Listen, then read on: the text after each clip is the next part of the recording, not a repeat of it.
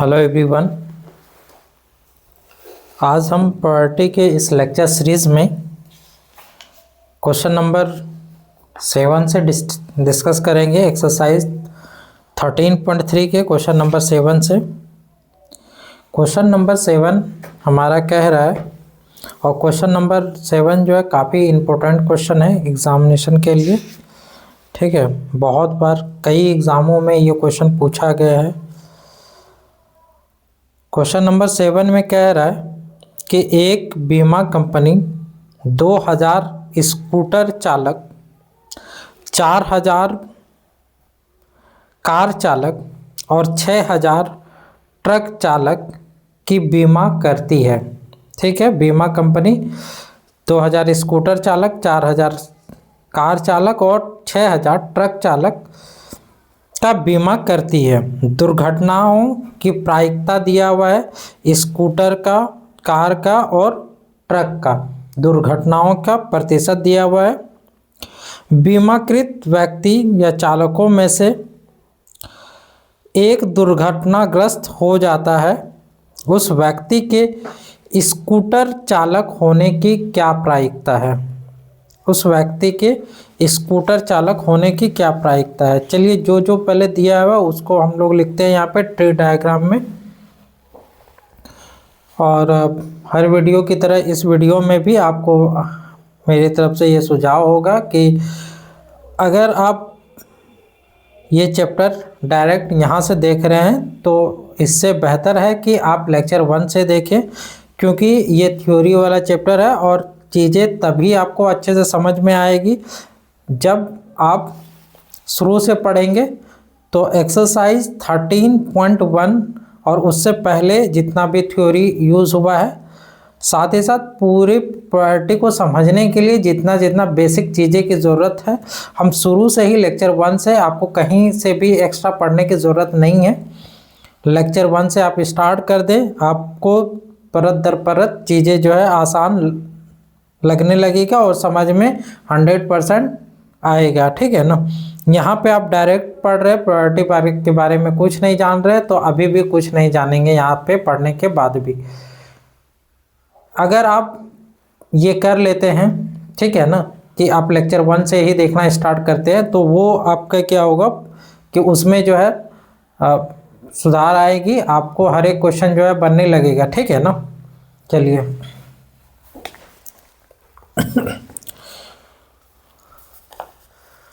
तो माना कि ए यहाँ पे, अच्छा यहाँ पे हमको लिखना है सबसे पहले स्कूटर,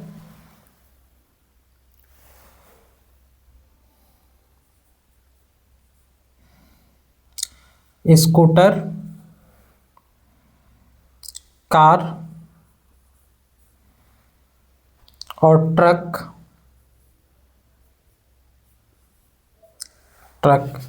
ठीक है। तो इन तीनों को चुनने की प्रॉपर्टी कितना है?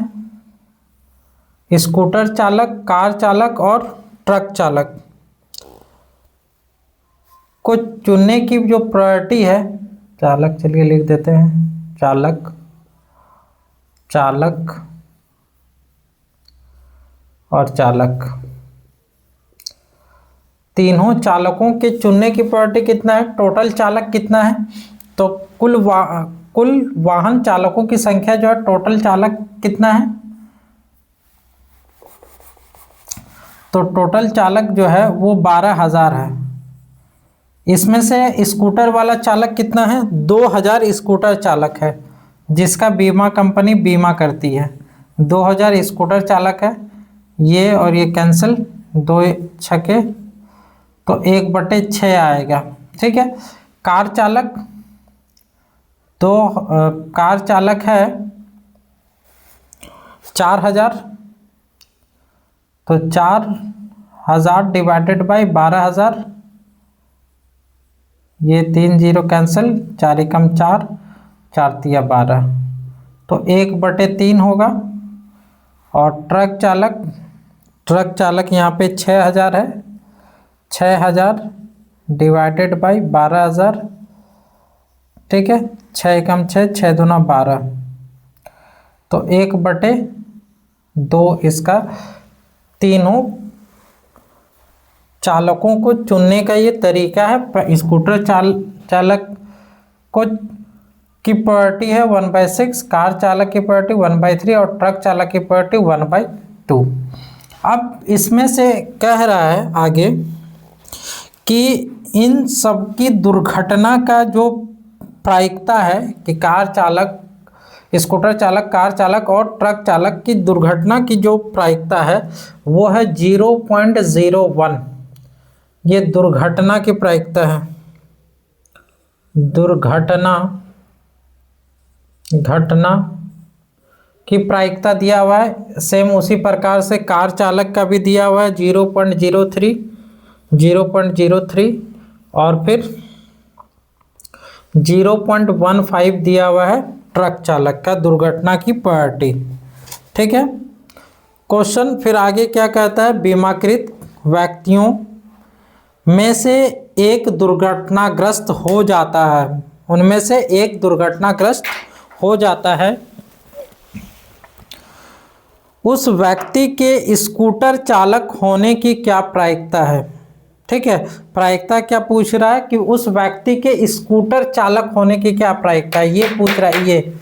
ठीक है, दिया क्या है कि वो दुर्घटनाग्रस्त हो जाता है, दिया हुआ है कि वो दुर्घटनाग्रस्त हो जाता है, तो जो दिया हुआ रहता है उसे हम ए मान लेते हैं। माना कि ए दुर्घटनाग्रस्त दुर्घटना को व्यक्त करता है और हमें पता चल गया है कि जो एक व्यक्ति दुर्घटनाग्रस्त हो गया है। माना कि ए दुर्घटना को व्यक्त करता है, जो दिया हुआ रहता है उसे हम लोग ए मानते हैं। अन्य बाकी जितने भी यहाँ पे केसेस होंगे सबको यहाँ पे हम लोग लिखेंगे। E1 जो है स्कूटर चालक को चुनने को दिखाता है, E2 कार चालक चुनने को दिखाता है और E3 ट्रक चालक को चुनने को दिखाता है। ठीक है, इसमें कुल वाहन की संख्या 12,000 थी, जिसकी सहायता से हमने इन तीनों चालकों की चुनने की प्रायोरिटी को निकाल लिया। ठीक है, अब जो क्वेश्चन कह रहा है, क्वेश्चन ये कह रहा है कि आपसे कि P, क्वेश्चन कह रहा है नीचे में क्या आपका दिया हुआ है, जो दिया हुआ रहता है उसको यहाँ पे नीचे में लिखते हैं। दिया है कि वो दुर्घटनाग्रस्त हो गया है, तो इसकी क्या प्रायिकता है कि वो स्कूटर वाला चालक है। तो स्कूटर वाला चालक को दिखाने के लिए ये E1 आया, तो स्कूटर वाला को E1। बाकी स्कूटर चालक की में दुर्घटना की प्रायोरिटी को लिखना है, तो स्कूटर चालक में दुर्घटना की प्रायोरिटी को लिखना है, तो पहले स्कूटर चालक को पकड़ेंगे और फिर उसमें दुर्घटना की प्रायोरिटी को लिखेंगे। तो स्कूटर चालक वाला में 1/6 और फिर दुर्घटना की प्रायोरिटी है उसमें 0.01। ठीक है, डिवाइडेड बाय। अब इसमें डिवाइडेड बाय में तो सारा लिखते हैं, सबके इसको भी चुनेंगे, इसको भी और इसको भी चुनेंगे और वहाँ पे बीच बीच में प्लस लगा देंगे। जहाँ पे या का ऑप्शन पहला चुने या दूसरा या तीसरा, जहाँ जहाँ या का ऑप्शन होगा वहाँ पे प्लस लगाएंगे। तो 1/6 और 1/6 इंटू और के जगह में इंटू 0.01 प्लस दूसरा इसको चुनेंगे, कार चालक को चुनेंगे 1/3 और उसमें दुर्घटना की प्रायोरिटी है 0.03 अब प्लस फिर चुनेंगे ट्रक चालक वाला में तो 1/2 और उसमें दुर्घटना की प्रायोरिटी 0.15। क्लियर, 0.15 है, 0.15। ठीक है, बाकी और डाटा हम लोग यहाँ पे ऊपर में लिखते हैं। हियर E1 क्या है, तो E1 हमारा है स्कूटर चालक, तो P1 स्कूटर चालक को चुनने की प्रायोरिटी कितना है 1/6। और जब ये पता चल गया कि वो स्कूटर वाला चालक है तो इसकी प्रायिकता बताना है कि वो दुर्घटना मतलब दुर्घटना घटित हुआ उसके साथ, तो उसकी प्रायोरिटी कितना है तो 0.01। PE2 is equals to PE2 1/3 हो जाएगा। और ये पता चल गया कि वो कार वाला है तो उसमें दुर्घटना की प्रायोरिटी क्या है 0.03, PE3 इज इक्वल्स टू 1/2 और PA/E3 जब ये पता चल गया कि ये ट्रक वाला है तो उसकी प्रॉपर्टी निकालना है कि वो दुर्घटनाग्रस्त हो गया, तो वो 0.15। ठीक है, अब इसके जस्ट पहले वाला हम लिखते हैं, इसीलिए PE1/A इज इक्वल्स टू, ये 1/6 क्या है, इसको चुनना, ये क्या है, PE1 है, और उसमें से वो 0.01 जो है वो क्या है, PA/E1। ठीक है, डिवाइडेड बाई, यहाँ पे भी जो है वैसा ही चलेगा, सेम है, तो PE1 इंटू PA/E1 प्लस 1/3 जो है, 1/3 के बदले PE2 इंटू 0.03 के बदले PA/E2 अब प्लस अगला होगा PE3 और इंटू PA/E3। ठीक है, अब इसको सॉल्व करते हैं हम लोग।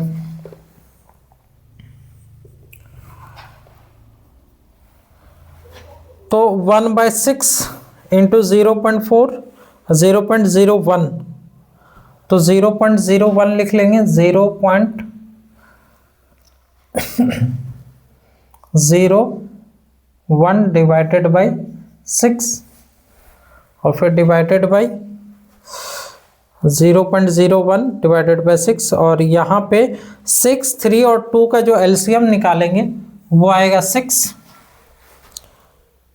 और 6 1 जा तो यहाँ पे हो जाएगा 0.01 प्लस 3 2 जा 2 2 3 जा 6, तो 0.06 प्लस 2 3 जा प्लस 2 3 जा करेंगे तो 15 दूना 30, और फिर 30 करेंगे तो 0.30 होगा। ठीक है, ये 6 कैंसल, बचेगा 0.01 डिवाइडेड बाई, सबको ऐड कर देंगे तो कितना हो जाएगा, 30 36 और 1 37, तो 0.37 पॉइंट उड़ाएंगे तो नीचे में भी 100 और ऊपर में भी 100, तो ये बैलेंस होके आएगा 1/37। ठीक है, तो यहाँ पे हो जाएगा, अच्छा 1/ यहाँ पे जो है थोड़ा क्वेश्चन 2 तिया 6, अच्छा 2 तिया 6 तो 15 तिया 45 होता, 3 बचा 15 तिया 45, ये 45 है। ठीक है, तो ये 45 है।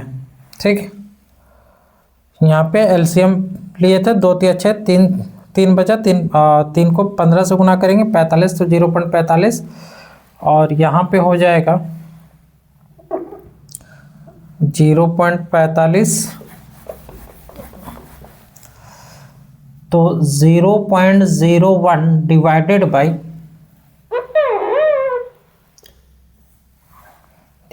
बाई 45 और 6 51 1 52, तो 0.52 as equals to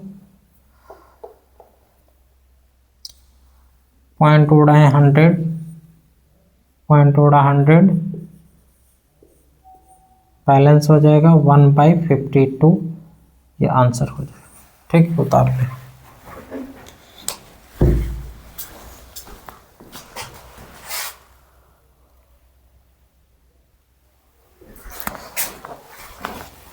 question number 8 को देखते हैं। क्वेश्चन नंबर 8 में कह रहा है कि एक कारखाने में ए और बी 2 मशीन लगी हुई हैं। एक कारखाने में ए और बी 2 मशीन लगी हुई हैं।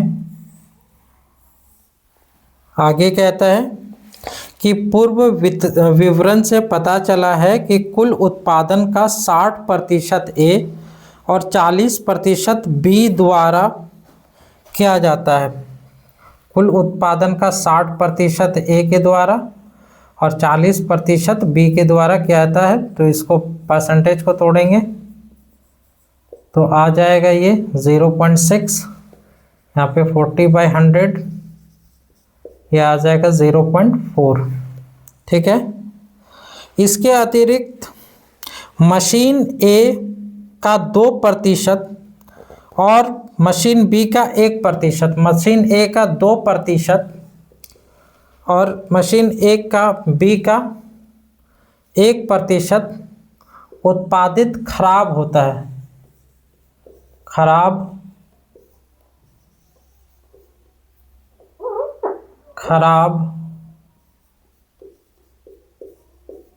खराब होता है। ठीक है।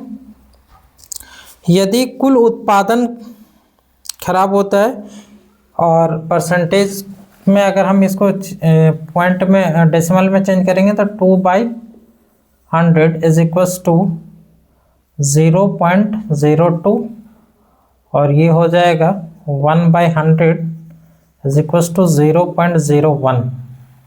ठीक है। इसके बाद कहता है कि यदि कुल उत्पादन का एक ढेर बना लिया जाता है, यदि कुल उत्पादन का एक ढेर बना लिया जाता है और उस ढेर से यादृच्छाया निकाली गई वस्तु खराब हो, और उस ढेर से यादृच्छाया निकाली गई वस्तु खराब हो, तो इस वस्तु के मशीन ए द्वारा बने होने की प्रायिकता क्या होगा। ठीक है। दिया क्या है कि कुल उत्पादन का एक ढेर बना लिया जाता है और उस ढेर में से यादृच्छाया निकाली गई वस्तु खराब है। उस ढेर में से एक वस्तु निकाली है और उस वस्तु निकाली गई जो वस्तु है वो खराब है। तो जो निकाला जाता है या जो दिया हुआ रहता है उसको हम लोग क्या करते हैं, उसे हम लोग ए मान लेते हैं जनरली। क्योंकि यहाँ पे ए और बी नामकरण दोनों के साथ होने के कारण हम ई माने ए के जगह में। आप भी चाहे तो ई माने या ए भी मान सकते हैं। ठीक है। हमने यहाँ पे ई माना है, माना कि ई खराब उत्पादन जो दिया हुआ है ए के जगह में ई माने हैं। ठीक है। प्रायः हर क्वेश्चन में ए ही मानते हैं। कुछ एकाध क्वेश्चन में जो दोनों ही मिलता जुलता रहता है तो वहाँ पे हम लोग ई मान लेते हैं। आप चाहे तो ई की जगह में एस भी मान सकते हैं, टी भी मान सकते हैं। ठीक है। ई माने हैं, माना कि ई खराब उत्पादित को व्यक्त करता है, जो दिया गया है कि जो उसमें से निकला है वो खराब है। ठीक है। अब आगे कहता है तो खराब हो तो इस वस्तु के मशीन ए द्वारा बने होने की प्रायिकता, इस जो खराब निकला है वो मशीन ए द्वारा बने होने की प्रायिकता बोल रहा है। मशीन ए द्वारा एक्चुअल में यहाँ पे जो क्वेश्चन है वो क्वेश्चन थोड़ा सा त्रुटिपूर्ण है। त्रुटिपूर्ण इसलिए है कि क्वेश्चन जहाँ पे लास्ट में मशीन ए लिखा हुआ है, अगर आप लोगों के बुक में भी होगा, नया वाला जो बुक एनसीईआरटी का आया है, अगर वो भी अगर मशीन ए लिख रहा है तो आप चेंज करके उसे मशीन बी कर लें। ठीक है। यहाँ पे ए की जगह में बी कर लें। ठीक है। मशीन बी द्वारा बने होने की प्रायिकता पूछ रहा है, मशीन बी के द्वारा बने होने की प्रायिकता पूछ रहा है। तो ये वाला जो है ना क्वेश्चन राइट है, जिसमें मशीन बी के बारे में पूछ रहा है। ठीक है। और क्वेश्चन को सुधार लेंगे। ठीक है। मशीन बी द्वारा जो है वो जो उत्पादित खराब वस्तु है वो मशीन बी द्वारा हो। ठीक है। क्या दिया हुआ है? दिया हुआ है कि वो दिया हुआ है कि वो खराब उत्पादित, ये खराब जो है ना वस्तु है। ठीक है। और हमें निकालना है कि वो बी से उत्पादित हुआ है। बी से बना है। तो बी को चुनने को हम लोग E2 बताए हैं, E2। अब लिखेंगे, पहले अनुकूल परिणाम होगा, पहले बी में जाएंगे और उसमें से खराब को लिखेंगे, मतलब 0.4 और उसमें से खराब है 0.01 डिवाइडेड बाय, फिर टोटल लिखेंगे। तो टोटल के केस में जब लिखेंगे तो पहले ए वाला लिख लेते हैं 0.6 और उसमें खराब है 0.02, फिर प्लस, फिर इसका वाला भी लिखेंगे 0.4 इंटू 0.01, ठीक है। इससे जस्ट पहले वाला लिखेंगे तो क्या हो जाएगा, P E2 by E is equals to, उससे पहले यहाँ पे लिख लेते हैं हम लोग हियर PE1। PE1 क्या होगा, E1 मतलब ए को चुनने की प्रायोरिटी और ए को चुनने की प्रायोरिटी 0.6। तो हमें पता चल गया कि हमने ए को चुना है, ए मशीन को चुना है, तो उसमें से खराब होने की जो प्रायोरिटी है वो क्या है, तो खराब होने की प्रायोरिटी है 0.02। PE2 वो है 0.4 और उसमें से खराब होने की प्रायोरिटी है 0.01। तो यहाँ पे PE2 को चुने हैं तो PE2 पहले लिखेंगे, 0.4 जो है वो है PE2 इंटू 0.01 है वो PE by E2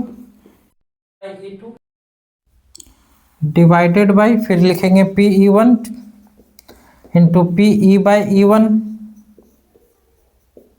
plus PE2 into PE by E2, ठीक। अब इसको सॉल्व करेंगे तो 4 एकम 4, 2 एक 3 संख्या के बाद पॉइंट, 3 संख्या के बाद पॉइंट लगा दिए, 6 दूना 12, 2 एक 3 संख्या के बाद पॉइंट प्लस 4 एकम 4, 2 एक 3 संख्या के बाद पॉइंट। अब जोड़ते हैं तो 0.004 डिवाइडेड बाई 4 2 6, फिर 1 और फिर 0 और फिर 0.0, ठीक है। तो यहाँ पे पॉइंट उड़ाएंगे तो क्या हो जाएगा, 4, ये दोनों में इधर पॉइंट उड़ाएंगे, यहाँ पे 1000 आएगा, इधर पॉइंट उड़ाएंगे नीचे में 1000, तो दोनों बैलेंस हो जाएगा, 4/16 बचा, 4 एकम 4, 4 चौके 16, 1/4 आंसर, ठीक है। उतारे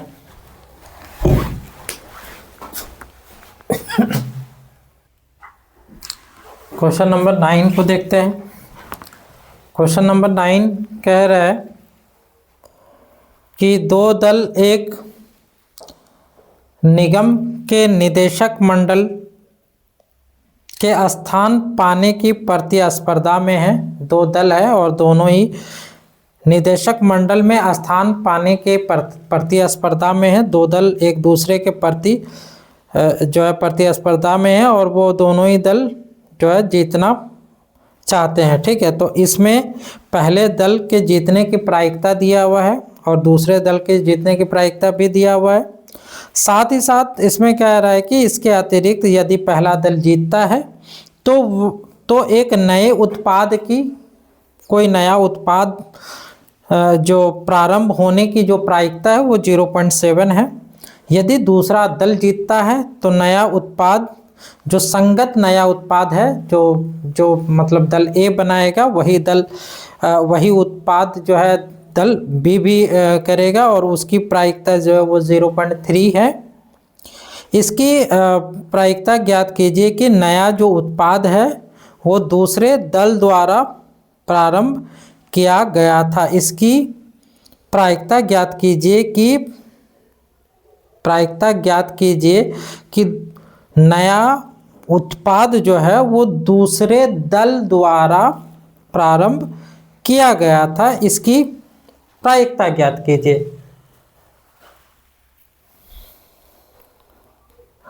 तो यहाँ पे जो दिया हुआ है आपके लिए वो क्या है, दो दल एक निगम के निदेशक मंडल में स्थान पाने की प्रतिस्पर्धा में है।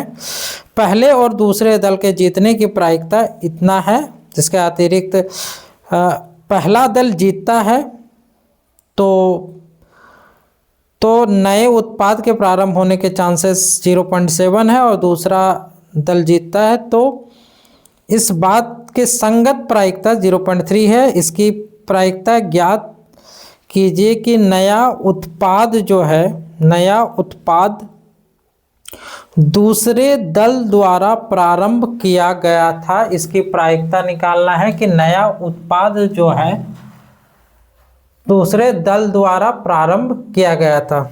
इसमें यहाँ पे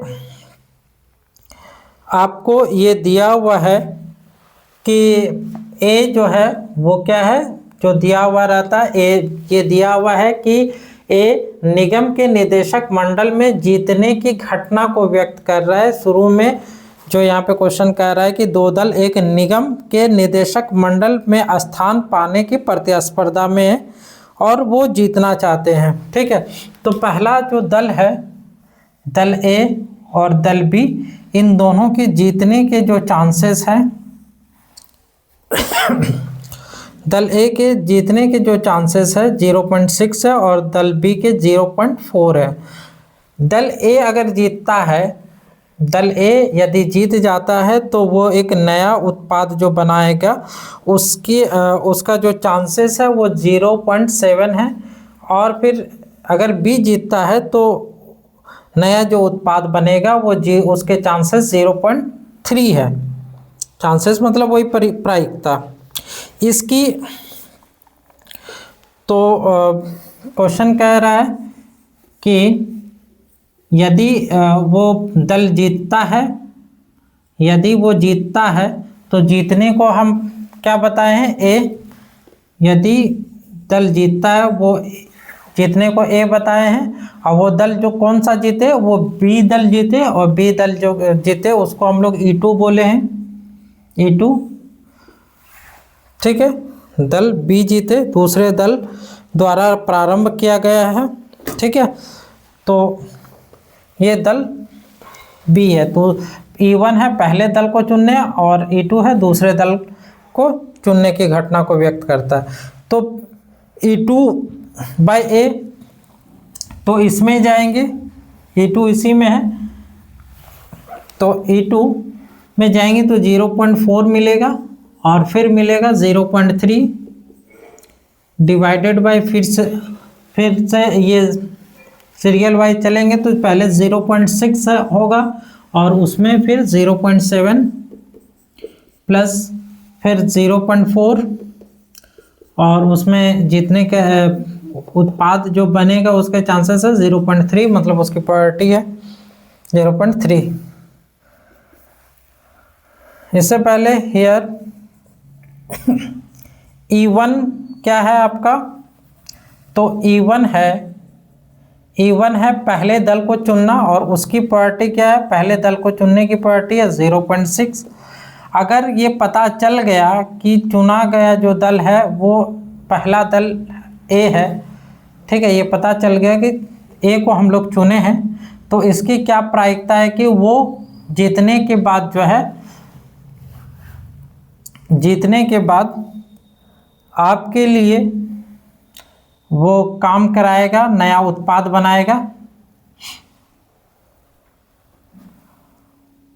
तो नया उत्पाद बनाएगा, इसकी क्या प्रायिकता है, तो 0.7 है।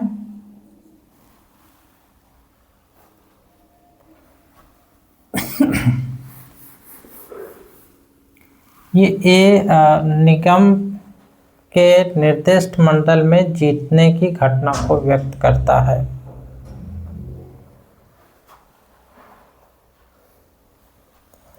PE2 इज इक्वल्स टू 0.4 और PA/E2 is equals to 0.3।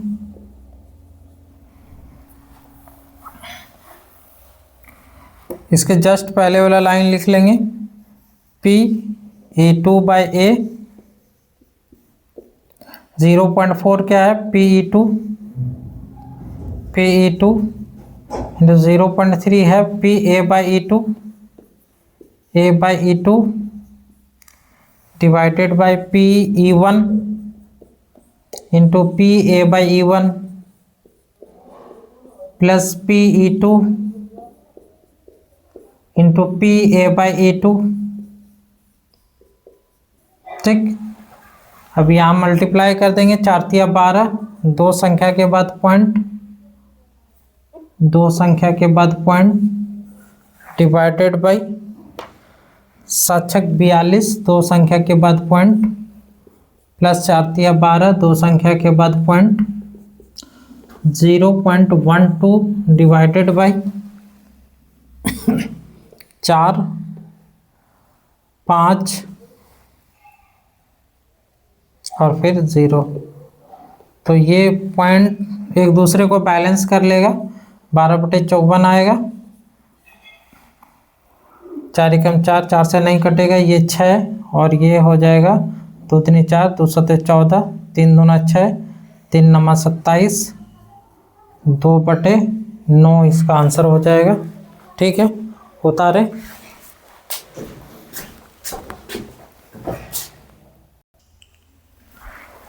Question number 10 को देखते हैं।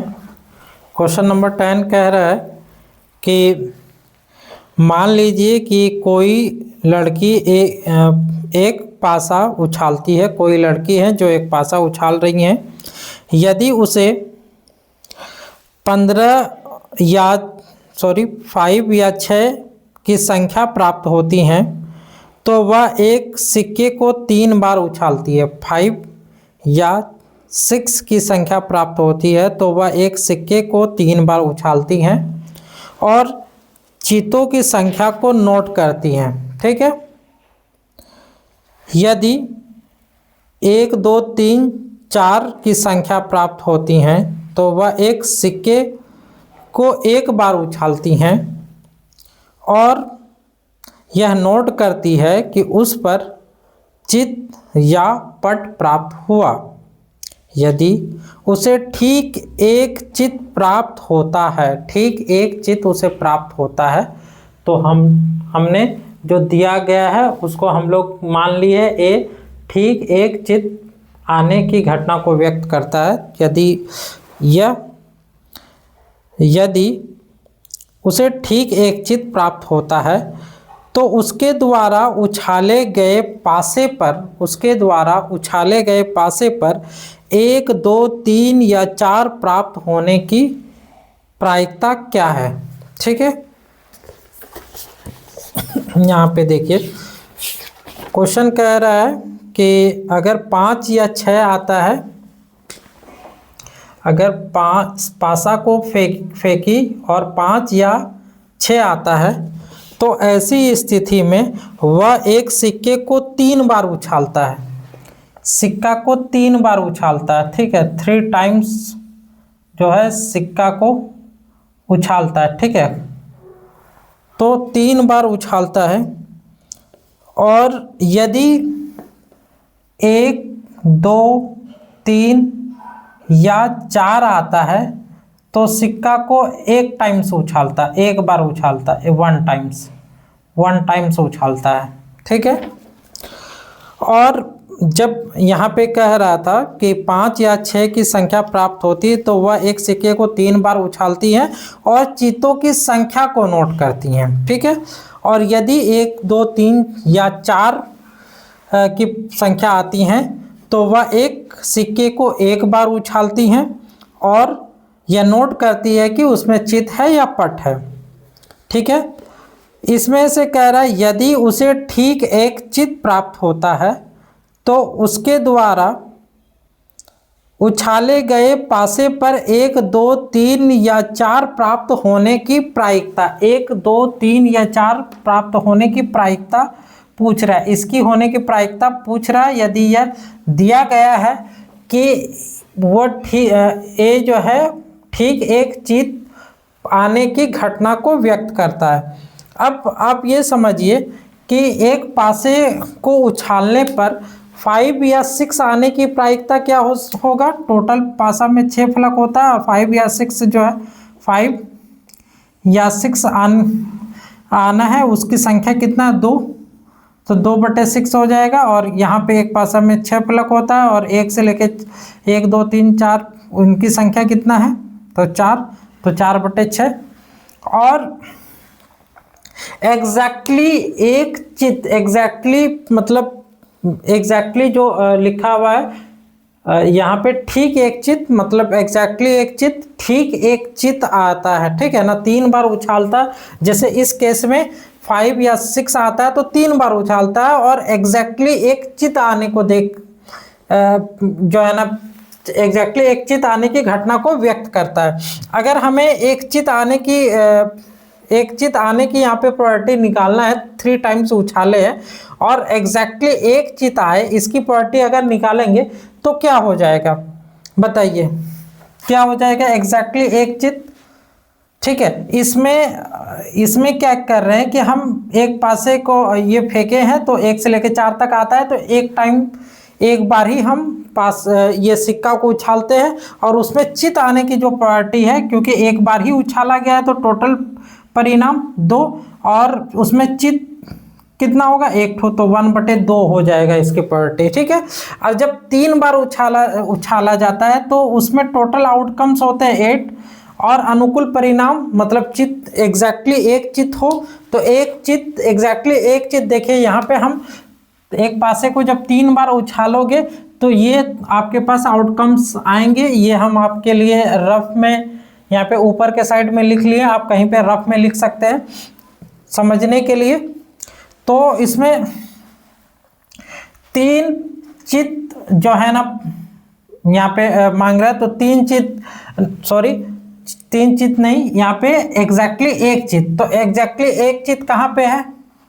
तो एग्जैक्टली एक चित यहाँ पे है और एग्जैक्टली एक चित यहाँ पे है और एग्जैक्टली एक चित यहाँ पे है, और जितना में है सब में या तो एक है से ज़्यादा है या तो कुछ भी नहीं है।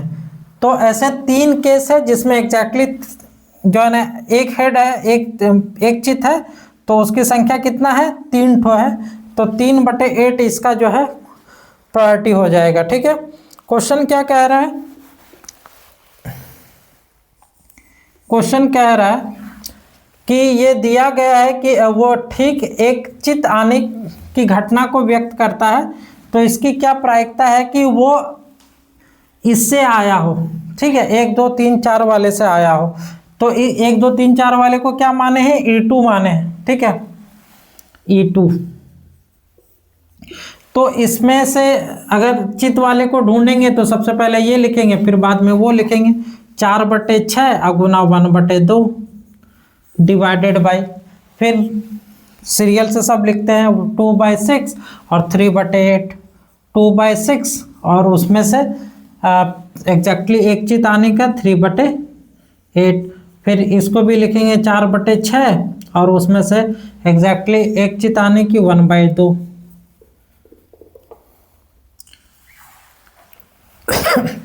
अब इससे पहले हम लोग हियर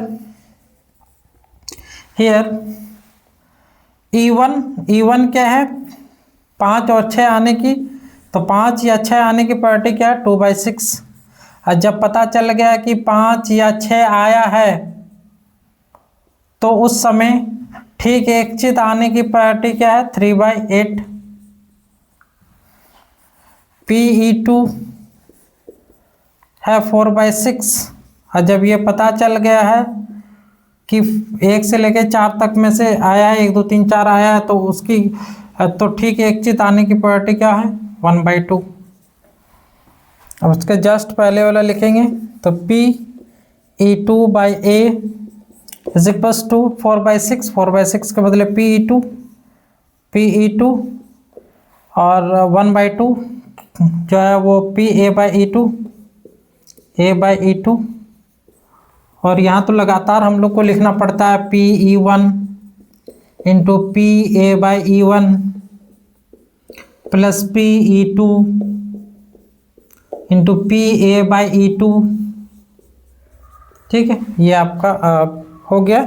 अब हम लोग इसको सॉल्व करते हैं, ठीक है। तो 4/12 डिवाइडेड बाई नीचे में 6/48 अब प्लस 4/12 एक साथ में ही सबको घटाएंगे। 4/12 डिवाइडेड बाई 48 आ जाएगा एलसीएम, 48 6 हो जाएगा, प्लस बर चौके 48 तो 4 बर चौके 48 4 चौके 16, तो यहाँ पे हो जाएगा 4/12 गुना 48/16 और 6 22, बार चौके 48, 2 दूनी 4, 2 से 11, तो 4 दूनी 8/11, इसका हो जाएगा 8/11 उतार ले।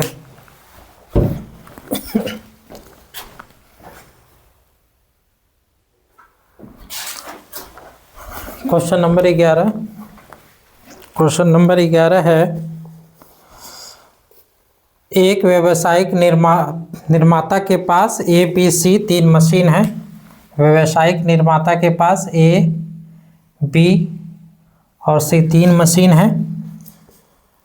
इसमें कह रहा है कि प्रथम मशीन ऑपरेटर जो है, एक व्यवसाय निर्माता के पास A B C machine operator है, A B C machine operator है। प्रथम ऑपरेटर जो है वो 1% खराब उत्पादित करता है, ये 1% खराब उत्पादित करता है, ठीक है। ये 1% खराब, और खराब परसेंट में तोड़ेंगे तो ये 1/100 हो जाएगा, परसेंट को तोड़ेंगे तो। इसके बाद ऑपरेटर बी और सी जो खराब उत्पादित करता है वो है, ये करता है 5%, ये 5% करता है तो 5/100, और ये जो खराब उत्पादित करता है वो 7% करता है तो ये 7/100, ठीक है। फिर कह रहा है कि जो कार्य पर ए का कुल समय का 50% लगता है, कार्य पर ए का कुल समय का ए जो है कार्य पर जो है कुल समय का 50% लगाता है, तो 50/100, और बी जो है वो 30%, तो 30/100, और सी जो है 20%, तो 20/100।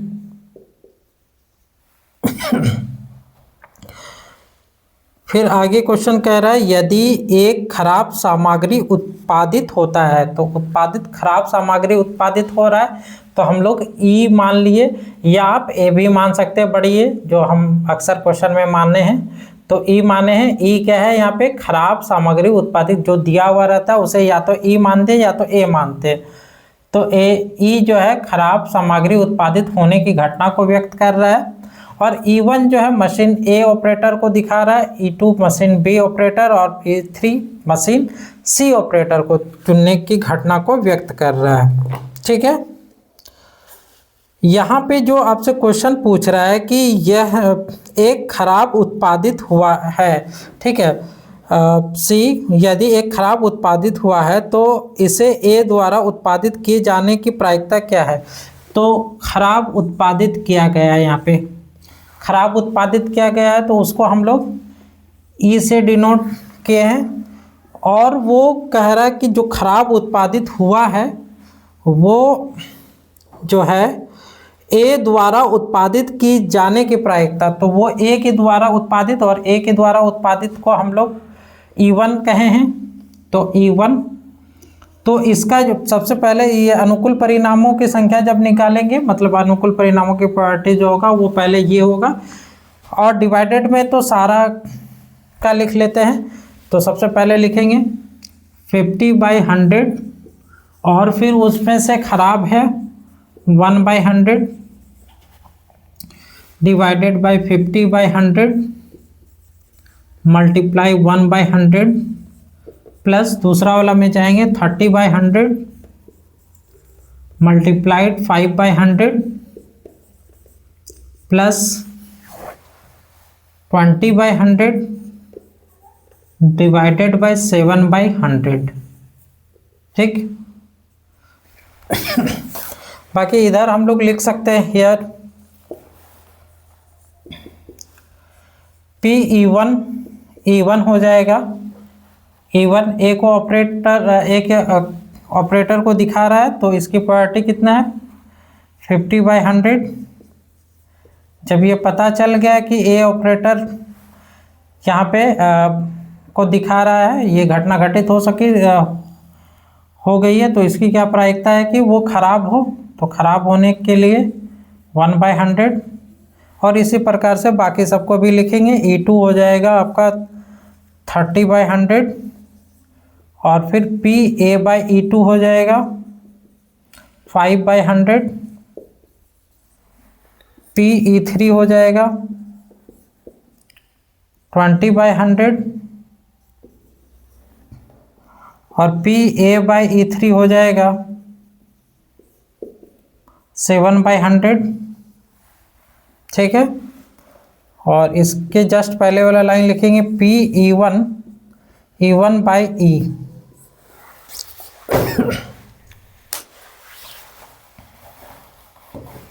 PE1/E इक्वल्स टू, ये आपका क्या है PE1 है,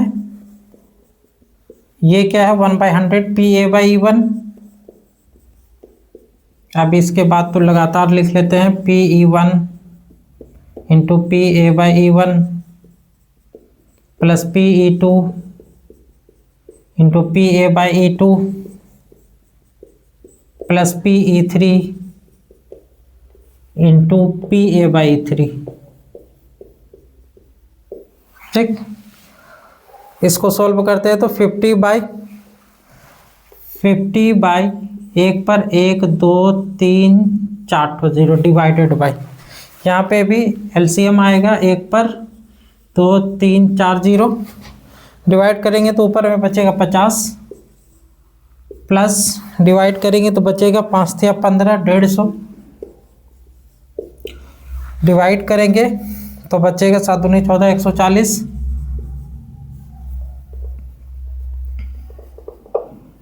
140। ये और ये कैंसल, बचा कितना 50 डिवाइडेड बाई 150 200 300 340। ठीक है, ये और ये कैंसिल, बचा 5/40।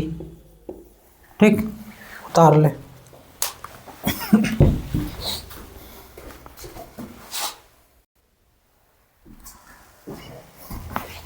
क्वेश्चन नंबर 12 को देखते हैं। क्वेश्चन नंबर 12 जो है काफ़ी इम्पोर्टेंट क्वेश्चन है और ज़्यादातर बोर्डों में ये क्वेश्चन को पूछा गया है, कई बार पूछा गया है। ठीक है, तो क्वेश्चन नंबर काफ़ी इम्पोर्टेंट क्वेश्चन है, अच्छे से सुनेंगे और समझेंगे। ठीक है, और काफ़ी इजी भी है। क्वेश्चन नंबर 12 इसमें कह रहा है कि 52 ताशों की गड्डी से एक पत्ता खो जाता है। 52 ताशों की एक गड्डी से एक पत्ता खो जाता है। शेष पत्तों से 2 पत्ते निकाले जाते हैं और ईंट के पत्ते हैं। अच्छा, जो कि ईंट के पत्ते हैं। खो गए पत्ते के ईंट के होने की क्या प्रायिकता है? प्रायिकता क्या है? क्वेश्चन फिर से एक बार रिपीट कर दे रहे हैं। 52 ताशों की गड्डी में से एक पत्ता खो जाता है। टोटल 52 पत्तों की गड्डी है ताश का, 52 पत्ता का गड्डी होता भी है, और उसमें से एक पत्ता खो जाता है और जो बचा हुआ पत्ता, एक पत्ता खो गया तो टोटल पत्ता बचा 51 पत्ता, और 51 पत्ता में से बोल रहा है शेष पत्तों में से 2 पत्ते निकाले जाते हैं। शेष पत्तों में से 2 पत्ता और निकाल लेते हैं, और इसमें कह रहा है कि जो कि ईंट का है, जो 2 पत्ता हम लोग निकाले हैं वो ईंट का पत्ता है। यही आपका दिया हुआ है। तो हमने यहाँ पे मान लिया है, माना कि ए निकाली गई दोनों पत्तों की ईंट की होने की घटना को व्यक्त करता है। जो दिया हुआ रहता है उसको मान लेते हैं। तो जो रेस्ट बचा हुआ है, सबसे पहले तो एक पत्ता घुमा और फिर घूमने के बाद बाकी जो पत्ता था उनमें से 2 पत्ता निकाले, और निकालने के बाद ये कहा जाता है कि वो दोनों पत्ता जो है वो ईंट का है, और वो ईंट का है तो दिया हुआ है, तो जो दिया हुआ रहता है उसे ए मानते हैं या किसी किसी में ई भी मानते हैं। तो यहाँ पे ए निकाली गई दोनों पत्तों की ईंट के होने की घटना को व्यक्त करता है।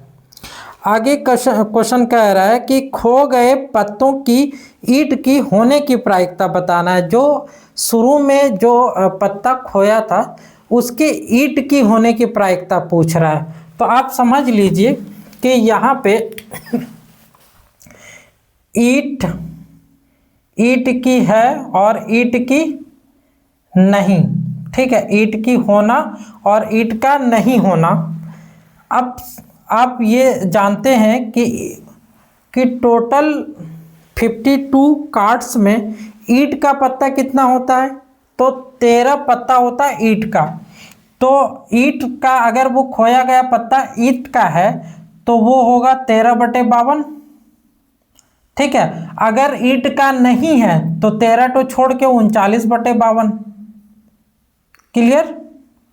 जब वो खोया गया पत्ता ईंट का है तो इसका मतलब ये हो गया कि जो खोया है पत्ता वो ईंट का तो एक निकल गया। अब ईंट का पत्ता कितना बचा, तो ईंट का पत्ता यहाँ पे हम बोल रहे हैं कि वो खोया हुआ पत्ता ईंट का है, ठीक है ना।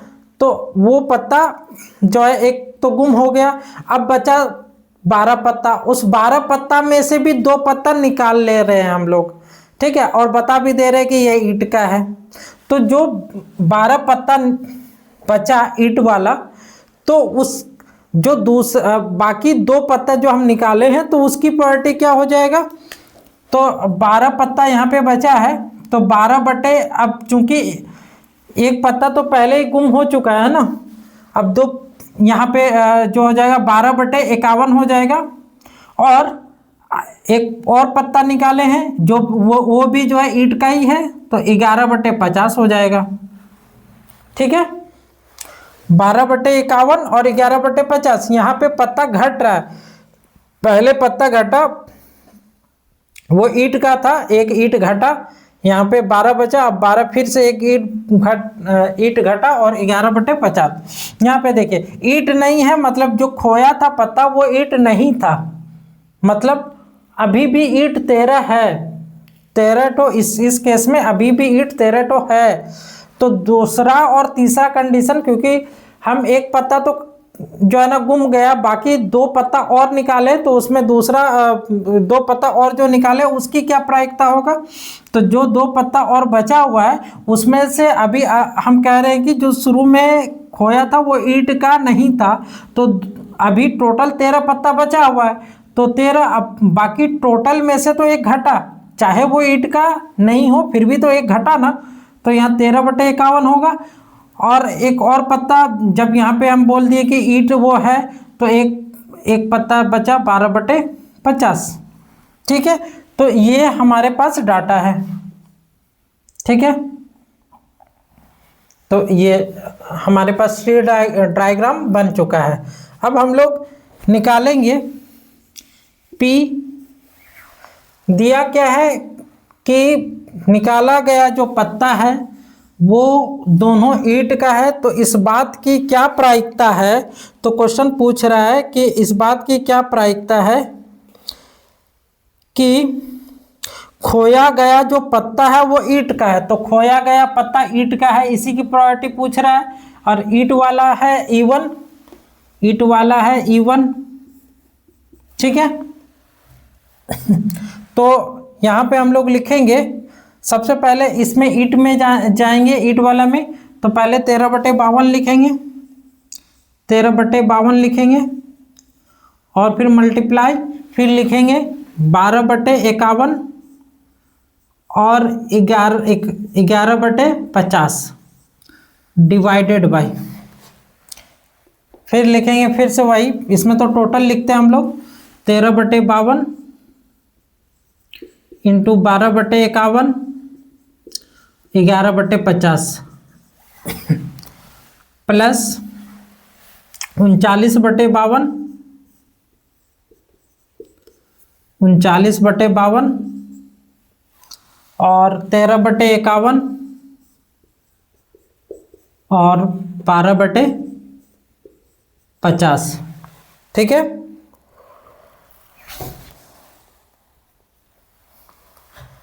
अब इससे जस्ट पहले वाले जितना भी चीज़ें है वो लिख लेते हैं हम लोग।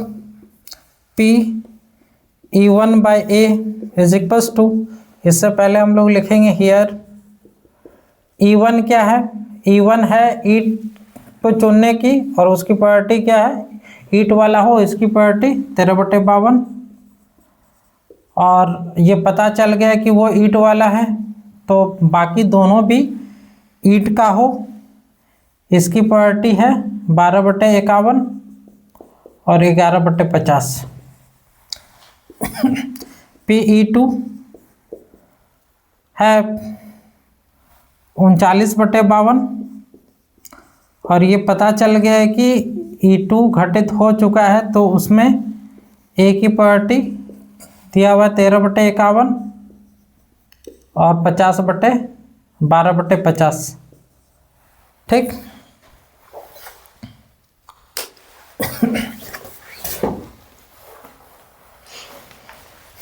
यहाँ पे हम 13/52 किसके लिए लिखेंगे, PE1 के बदले इतना जो है वो इसके बदले लिखेंगे PA/E1 डिवाइडेड बाई, ये तो सीरियल चलता है, PE1 into PA/E1 plus PE2 into PA/E2 plus PE3 into PA/E3। ठीक है, बाकी इसको सॉल्व करेंगे तो क्या आ जाएगा, क्या क्या कॉमन पार्ट है इसमें, 13 क्या क्या कॉमन है, 13 है, 12 13 12 कॉमन आ जाएगा। चलो ऊपर में हम लोग लिख लेते हैं जो है 13/52 इंटू 12/51 इंटू 11/50 डिवाइडेड बाई, इन दोनों से कॉमन आ जाएगा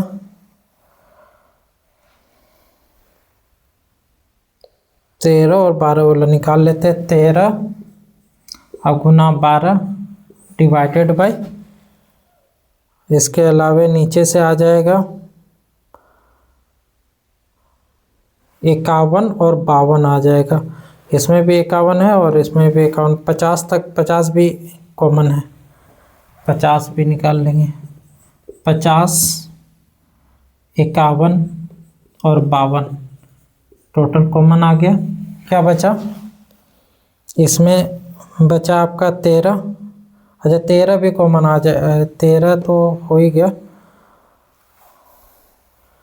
11 यहाँ पे 11 बचा, अब प्लस 12 और 13 निकल चुका है, तो यहाँ पे 39 बचा, 39। अब क्या कौन कौन सा कटेगा, तो ये 52 ये 52 51 51 50 50। ठीक है, इसके अलावे 12 12 13 13 कैंसल। क्या बचा, ये ऊपर का जो पोर्शन है इसमें से 11 बचा हुआ है। ठीक है, और नीचे में यहाँ पे बचा है 39 और 11 हो जाएगा 50, तो ये आंसर है, उतार ले।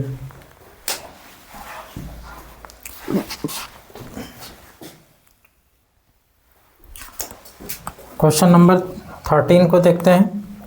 क्वेश्चन नंबर 13 कह रहा है कि ए द्वारा सत्य बोलने की जो प्रायिकता है वो 4/5 है ए द्वारा सत्य बोलने की प्रायिकता 4/5 है। एक सिक्का उछाला जाता है तथा ए बताता है कि चित प्रदर्शित हुआ है। ए बताता है कि सिक्के पर चित आने की घटना को यहाँ पे दिया हुआ ए बताता है कि सिक्के पर चित प्रकट हुआ है, प्रदर्शित करता है, तो जो दिया हुआ रहता है उसे ए मानते हैं। और यहाँ पे ए बोल भी रहा है, माना कि ए सिक्के पर चित आने की घटना को व्यक्त करता है। ठीक है, तो कह रहा है कि वास्तविक रूप में चित प्रकट होने की प्रायिकता पूछ रहा है। वास्तविक रूप में चित प्रकट होने की प्रायिकता पूछ रहा है। तो क्वेश्चन यहाँ पे जो लिखा हुआ है वो लिखते हैं। सबसे पहले इसमें कह रहा है कि एक सिक्का उछाला जाता है और सत्य बोलने की प्रायिकता ए द्वारा सत्य बोलने की प्रायिकता 4/5 है। आप समझ लीजिए कि जब सिक्का उछालेंगे तो या तो वो चित आएगा या तो वो पट आएगा। ठीक है, तो एक सिक्का उछालने पर चित आने की प्रोबेबिलिटी तो 1/2 होगा और पट आने की भी प्रोबेबिलिटी 1/2 होगा। ठीक है, आगे कह रहा है कि ए द्वारा सत्य बोलने, अगर चित आ रहा है तो यह सत्य बोलने की उसमें चित आया है, इसकी प्रोबेबिलिटी कितना है 4/5। 4/5 है जो कह रहा है कि इसमें चित आया है। बाकी चित नहीं आया है तो टोटल 5 में से 4 ये हो गया, तो 1/5 हो जाएगा पट आया है। ठीक है, और जब पट आता है तो उस समय सत्य क्या बोलता है, तो सत्य बोलता है कि वो 4/5 बार पट आया है, यही सत्य बोलता है। ठीक है, और सत्य क्या बोल रहा है कि वो पट आया है। ठीक है, तो चित कितना बार आया है, तो वो असत्य मतलब सत्य नहीं बोलता है, वो 1/5 है और इसमें चित आया है। ठीक है, सत्य वाले के साथ सत्य का जो यहाँ पे प्रोबेबिलिटी है वो 4/5 है। जब चित आता है तो सत्य की प्रोबेबिलिटी 4/5 और पट की प्रोबेबिलिटी 1/5 होता है। और जब पट आता है तो सत्य की प्रोबेबिलिटी, क्योंकि पट आता है तो सत्य की प्रोबेबिलिटी 4/5 हो जाता है और पट की प्रोबेबिलिटी और तो चित की प्रोबेबिलिटी हो जाता है 1/5। यहाँ पे हम यहाँ पे ए के बारे में लिख दिए। E1 जो है सिक्के पर चित आने की घटना को दिखाता है और E2 सिक्के पर पट आने की घटना को दिखाता है। क्वेश्चन कह रहा है कि ए सिक्के पर चित आने की घटना को व्यक्त करता है, तो आप प्रोबेबिलिटी बताना है कि वास्तविक रूप से चित प्रकट होना। तो वास्तविक रूप से चित तो इसमें प्रकट हुआ है ना, चित प्रकट इसमें हुआ है, तो इसको हम लोग बोले E1। तो इसमें जाएंगे तो पहले हमें मिलेगा 1/2 और चित आने का है 4/5। ठीक है, फिर इसमें सब लिखेंगे 1/2 और चित आने का 4/5 प्लस 1/2 और चित आने का 1/2 और चित आने का 1/5। ठीक है, इसके अलावा हम लोग और भी चीज़ें लिख लेते हैं। हियर PE1 E1 क्या हो जाएगा 1/2 और फिर इसमें से चित निकालने की प्रोबेबिलिटी कितना होगा, यदि ये पता है कि चित ही आया है और चित आने की प्रोबेबिलिटी कितना है 4/5। PE2 है 1/2 और ये पता है कि पट आया, तो उसमें से पट आया ये पता है, तो चित आने की प्रोबेबिलिटी इसमें कितना है, तो 1/5। ठीक है, और इसके अलावा इसके ऊपर लाइन को अगर लिखना चाहेंगे PE1/A इज इक्वल्स टू, ये 1/2 है PE1 के लिए इंटू 4/5 है PA/E1 के लिए डिवाइडेड बाय, फिर से ये हो जाएगा PE1 into PA/E1 plus PE2 into PA/E2। ठीक है,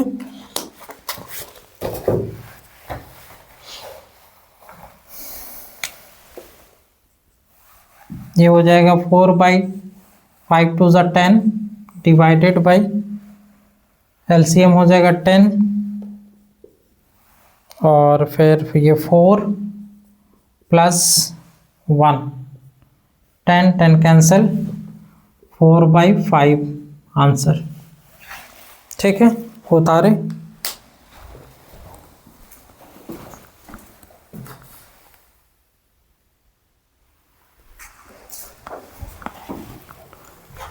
क्वेश्चन नंबर 14 और पार्टी का ये लेक्चर सीरीज का लास्ट क्वेश्चन है।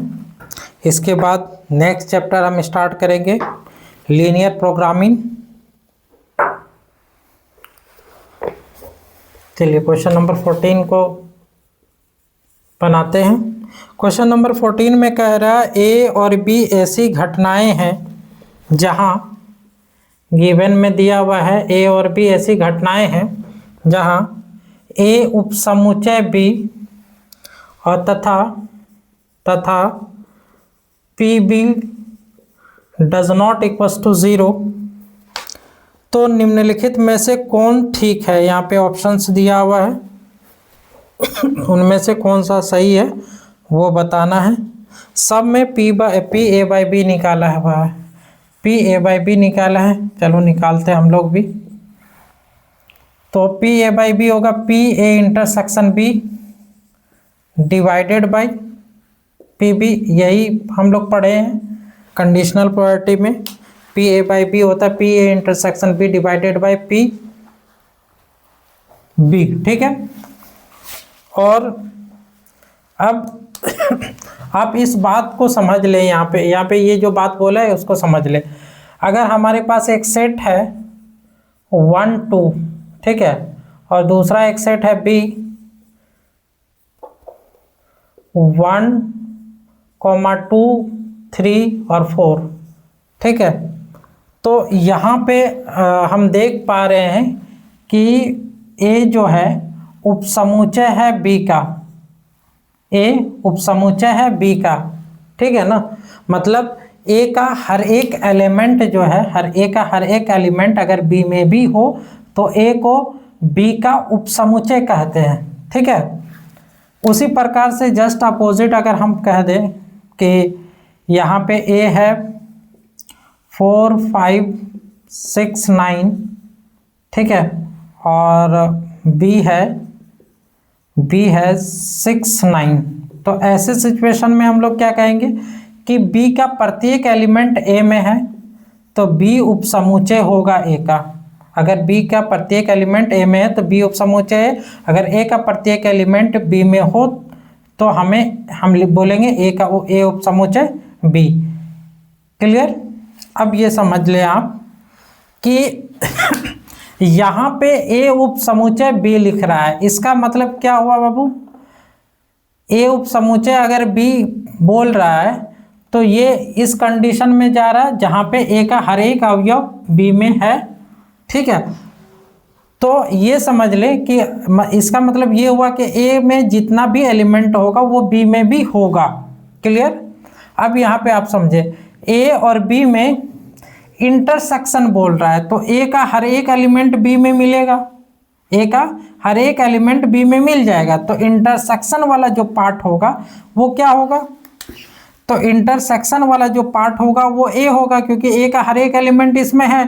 तो इंटरसेक्शन वाला जो पार्ट होगा ए और बी में जो इंटरसेक्शन होगा वो ए ही होगा, और नीचे में क्या है बी बी। उसको अगर जानेंगे कि ए और बी के इंटरसेक्शन ए ही होगा तो वहाँ से देख ले आप। यहाँ पे देखिए अगर ए उपसमुच्चय ए का प्रत्येक एलिमेंट बी में मिल रहा है तो हम लिखते हैं ए उपसमुच्चय बी। ऐसी कंडीशन में जब हम ए इंटरसेक्शन बी निकालते हैं तो देखिए ए इंटरसेक्शन बी, इन दोनों में जो कॉमन पार्ट है वही निकालेंगे। इन दोनों में कॉमन पार्ट क्या है 1 और 2, इसमें भी 1 2 इसमें भी 1 2, तो कॉमन पार्ट 1 2 है वो निकाल लीजिए। अब जब ए इंटरसेक्शन बी 1 2 आया तो ये तो वापस से ए इसको लिख सकते हैं ए। तो आप देख रहे हैं कि ए और इंटरसेक्शन बी का वैल्यू जो हो रहा है वो ए ही आ जा रहा है, तो हम लोग पी ए इंटरसेक्शन बी को पी ए लिख सकते हैं, ठीक है। पी ए बाई बी निकला। और एक बात कि यहाँ पे जो पी बी है, ठीक है ना, वो पी बी ए की तुलना में क्या है, बड़ा है। यहाँ पे ए की तुलना में क्योंकि ए का प्रत्येक अवयव बी में मिल जाता है, तो ए की तुलना में बी में काफ़ी एलिमेंट है। और जब कोई बड़ा एलिमेंट नीचे में रहता है, कभी आप देखे होंगे कि 2 नीचे में 6 है, तो वो हमेशा छोटा वैल्यू देता है, वो हमेशा छोटा वैल्यू होता है। जब नीचे में एलिमेंट जो बड़ा होता है, नंबर्स नीचे में बड़ा होता है और ऊपर में छोटा होता है, तो वो हमेशा 1 से छोटा वैल्यू देता है, ठीक है 1 से कम वैल्यू देता है। तो इसीलिए हम लोग लिख सकते हैं यहाँ पे पी ए बाई बी को greater than equals to P A, greater than equals to P A, ठीक, ये उतार ले।